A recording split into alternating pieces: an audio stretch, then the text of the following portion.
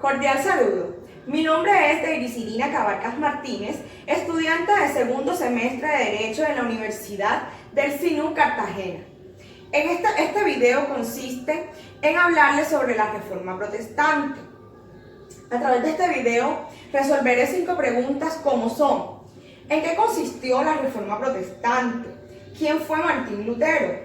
¿Cuál fue el contexto de la Reforma Protestante relacionado con la Iglesia Católica? ¿Y cuál fue el impacto político que tuvo la Reforma Protestante en Europa? ¿Y cuál fue la relación entre el Estado moderno, la Reforma Protestante y el Tratado de Westfalia? Primero le empezaré hablando en qué consiste la Reforma Protestante. El punto de partida de la Reforma Protestante se da debido a la supremacía papal. Sus inicios se dan en 1382, cuando John Wycliffe tradujo la Biblia al inglés. Para ese entonces existían hombres que conservaban su fe y reconocían la Biblia como una única regla de la vida. Muchos fueron torturados y perseguidos hasta la muerte, pero permanecieron firmes en su fe, y esta fue la herencia a estas pequeñas futuras generaciones. En Praga, Juan Hus y Jerónimo de Praga fueron traicionados por el emperador. Fueron torturados, asesinados, y esto ocurrió en 1415 por orden del Papa. Pero lograron esparcir esa luz de verdad bíblica que se tenían oculta. Por ejemplo, la fe y la perseverancia animó a todas las personas a buscar la verdad y a mantenerse firmes. A principios del siglo XVI también se empezaron a formar varios grupos oficiales en contra de la Iglesia. Estos grupos se fueron propagando y extendiendo en el tiempo y en el espacio hasta que se dio la Reforma Protestante. El cristianismo seguía perdiendo esa esencia, ese auge que tenía en ese siglo, y lejos de mantener la unión al poder papal, empezó a oscurecer la palabra de Dios. Sin embargo, quienes mantenían esta fe la seguían estudiando y la seguían replicando en diversas partes. El cristianismo seguía perdiendo esa esencia, y lejos de mantener la unidad del poder papal, empezó a oscurecer la palabra de Dios. Sin embargo, quienes mantenían esa fe seguían estudiando y replicando la Biblia. Martín Lutero en Alemania fue quien condenó la corrupción del papado. Tradujo la Biblia al alemán y dio a la luz verdades bíblicas como la salvación por la fe. Acusó a la Iglesia de la falsedad de las indulgencias y de los abusos de la Iglesia contra el pueblo. ¿Qué eran las indulgencias? Para la Iglesia, los fieles debían comprar un certificado, y con ese certificado ellos redimían los pecados. Lo que hacía era crearles falsas ideologías, falsa fe a dichos fieles. Lutero publicó la tesis 95 en la Catedral de Wittenberg el 31 de octubre de 1517. Eso fue durante el papado de León X. Esta tesis fue replicada en toda Europa, pero luego en 1520 fue condenada, y el Papa le exigió a Lutero que se retractara de lo que él había promulgado, de lo que él había dicho. Lutero se negó a eso, y eso ocurrió en la Dieta de Worms, que es ahí donde se da inicio a la Reforma Protestante. Roma aplicó toda su autoridad para impedir que circularan las Santas Escrituras, pero esas condenas resultaron inútiles, porque entre más se prohibían la circulación, la gente más se interesaba por conocer la verdad. Durante todo ese siglo XVI, la reforma seguía expandiéndose por toda Europa. Casi todos los países tuvieron sus grandes reformas y reformadores. Esta expansión de reformistas mostró la verdad en las clases educadas, y dio un poderoso impulso a dicho movimiento. De esta forma, la verdad bíblica inundaron la vida de millones de personas de todo tipo de clases sociales. Tanto hombres como mujeres lucharon en contra de la opresión papal y sus falsas indulgencias, torturas y muertes que se daban o que se estaban ocurriendo en esa época. Este movimiento de la Reforma significó el comienzo de un nuevo paradigma en el cristianismo, que ha tenido consecuencias trascendentales no solamente en el cristianismo y para la iglesia, sino que también fue un factor desencadenante de la modernidad. Segunda pregunta, ¿quién fue Martín Lutero? Martín Lutero nació en 1493 en Alemania y es también llamado el padre del protestantismo. Lutero promete hacerse monje e ingresa efectivamente a la orden de los agustinos, dentro de lo cual es ordenado sacerdote en 1503 y llega a ser doctor en teología. Regresó a Alemania y ahí observó cómo el Papa León X envió un vertedor de indulgencias para recaudar dinero con el fin de reconstruir la Catedral de San Pedro. En 1508 enseñaba teología en la Universidad de Wittenberg, donde se desempeñaba también como misterio sacerdotal. Sus estudios y muy profundos conocimientos de la Escritura llevaron a Lutero a desarrollar esta doctrina de la justificación por la fe. Lo que hace justo a los hombres, a los ojos de Dios, es su fe y no sus buenas acciones, ni por supuesto la controvertida indulgencia que se podía comprar en ese momento. Él decidió, después de ser excomulgado, decidió dedicar el resto de su vida a predicar y a enseñar. Murió a los 63 años en 1546 y se puede decir que ya la iglesia luterana estaba totalmente asentada. Una de sus principales obras fueron, en 1520, el Manifiesto de la Nobleza Cristiana en Alemania y la Biblia de Lutero, que fue traducida en alemán, 1534. Datos importantes para saber. El origen de la palabra protestante proviene de los príncipes alemanes que emiten una protesta contra el emperador del Sacro del Imperio Romano, Carlos V, que se niega a los llamados a la reforma luterana dentro de la Iglesia Católica. Por tal razón, a las personas que defendían estas posturas o que se adherían a ellas, las empezaron a llamar protestantes. Martín Lutero fue la figura más influyente de la Reforma Protestante, que el 31 de octubre de 1517, este fraile se rebeló contra la Iglesia cuando publicó la tesis 95 sobre la penitencia y el uso de las indulgencias en la puerta del Palacio de Wittenberg en Alemania. Posteriormente, Lutero desarrolló estos 95 principios de su doctrina, llegando a distintas de la fe católica, y dejó la vida religiosa y contrajo matrimonio con una monja que durante su vida atacó al papado y le dio a varias revueltas.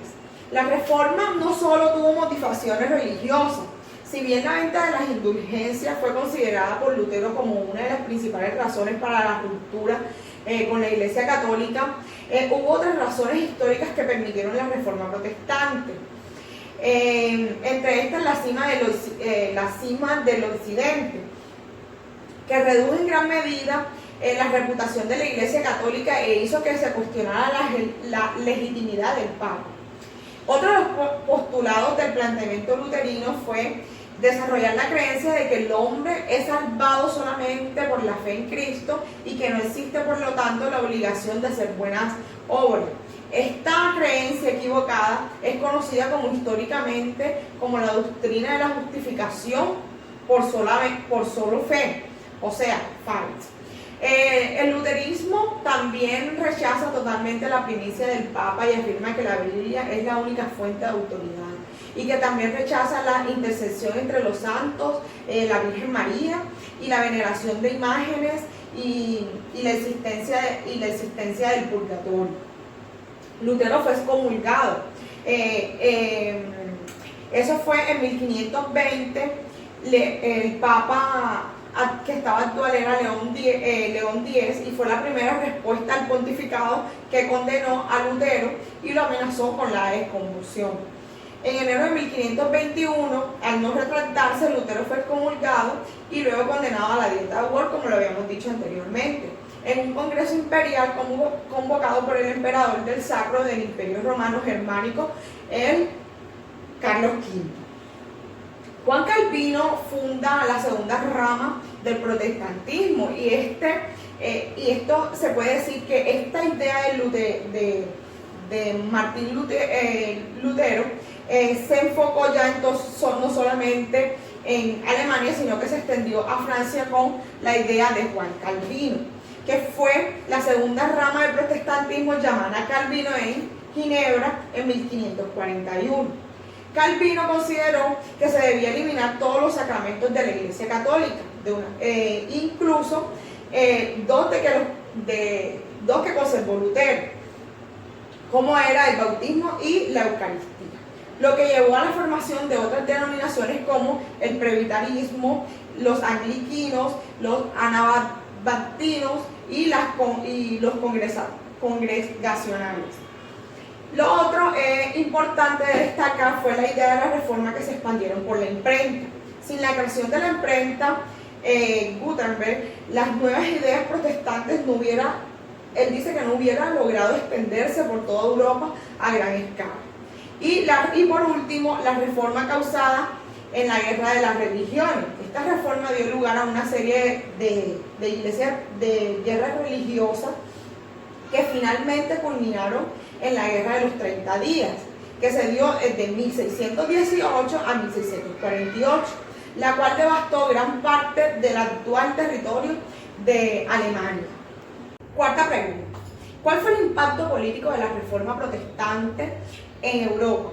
Bueno, el impacto de la Reforma Protestante no solo se sintió en la vida religiosa, sino también tuvo notorio asentamiento o influencia en la economía, en la cultura, en las actividades humanas y sobre todo en lo político. Pero esta pregunta la responderemos más allá en el ámbito político. Los impactos políticos generados por la Reforma Protestante iniciaron con una disputa de doctrinas y la redefinición de las fronteras políticas de Europa. Este reconocimiento de nuevos poderes en Europa, como la inclusión de nuevas autoridades del poder civil, el debilitamiento de las pretensiones universales de las autoridades eclesiásticas romanas que estaban en ese momento. Esta reforma generó guerras civiles que afectaron la estabilidad política, como se sabe de toda una crisis social generada a una respuesta de un pensamiento político. La preocupación de la reforma era primordialmente teológica y que solo se enfrentó a lo político como consecuencia y defensa de una ruptura religiosa. Y por último, la quinta pregunta, ¿qué relación existe en el Estado moderno, la Reforma Protestante y el Tratado de Westfalia? Bueno, se considera que la Reforma Protestante influyó de manera importante en el desarrollo de estos estados modernos debido al fragmento en Europa, al quebrarse varios pedazos de unidad de la Iglesia Católica, pero a la vez ayudó a que ese territorio fuera tomando forma al Estado moderno. Cabe destacar que el Estado moderno fue entendido de diferentes formas. Por un lado, los naturalistas y los filósofos cristianos, que consideraban que el Estado era una organización social determinada por leyes inherentes a la naturaleza humana. Y en el Tratado de Westfalia, un gran perjudicado fue el papado, que dejó definitivamente de ejercer el poder papal temporal significativo en la política europea. En ese tratado de Westfalia, la paz en 1648 dio por fin a esa guerra de los 30 años, de la cual había asolado a Europa desde el 1618. Aquí se abogó sobre la secularización de la política, que era acabar con la guerra de la religión que se habían dado en la Reforma Luterana en pleno siglo XVI. A partir de tratado, el Estado será una forma de organización política que en un determinado territorio está delimitado por fronteras. El capitalismo y la industrialización reformarán a estos estados cuya base ya se habían iniciado o dado inicio desde la edad moderna. Bueno, compañeros, esto ha sido todo por hoy. Nos vemos en un próximo video. Muchísimas gracias. Tercera pregunta. ¿Cuál fue el contexto de la reforma protestante relacionado con la Iglesia Católica? Esto fue un movimiento religioso en contra del poder de la Iglesia y el Papa. En el siglo XVI ocurrió esta división. En ese entonces se empieza a hablar en el sentido en lo cual hoy lo hacemos, que es el cristianismo católico como opuesto a un cristianismo reformado, que es el cristianismo protestantista. Martín Lutero, ese monje sacerdote agustino, causa ese impacto en la historia de la Iglesia Católica y en contraparte propuso los tres postulados de solo gracia, solo fe y solo escritura, como los únicos medios para salvarse. Su pensamiento se relacionaba como esa fuerte división que ha mantenido a lo largo de la historia a la Iglesia.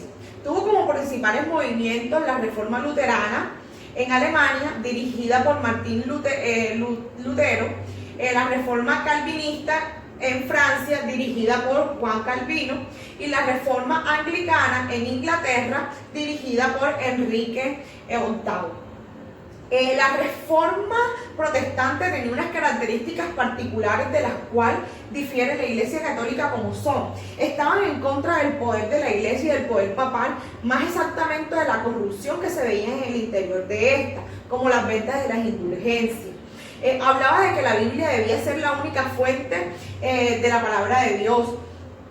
Estaban a favor de que la Iglesia no debía poseer bienes materiales y que prohibía imágenes y que se prohibieran las imágenes en la Iglesia. Suprimió el celibato y el clero regular, que los únicos sacramentos válidos eran la Eucaristía y el bautismo, y que solo la fe servía para lograr la salvación, que las prácticas religiosas tuvieran mayor trascendencia. La Iglesia Católica, al ver la Reforma Protestante que cada vez crecía y tenía más auge, se unió y respondió a esta con lo que hoy se conoce como la Contrarreforma Católica. La Contrarreforma Católica lo que intentó fue alimentar un renacer al catolicismo, que impulsó ese avivamiento de las antiguas órdenes religiosas que se vivenciaban.